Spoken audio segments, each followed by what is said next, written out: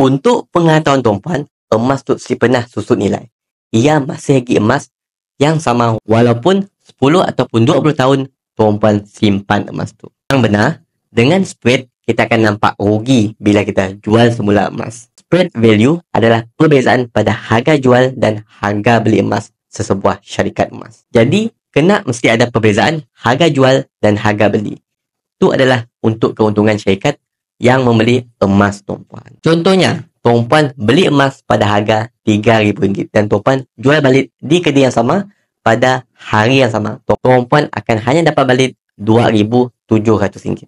Walaupun emas ya dalam keadaan yang sempurna, tetapi ia dikira sebagai keuntungan kedai atas urus niaga. Sama juga apabila tuan-puan menukar duit di money changer.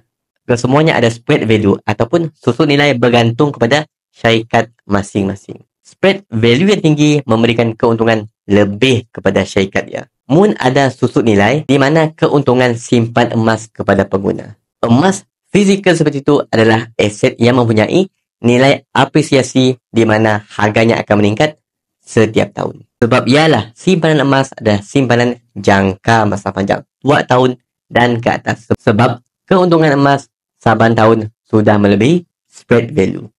Spread value itu hanyalah dikenakan semasa kita nak jual balik emas kita. Bermakna satu kali aja.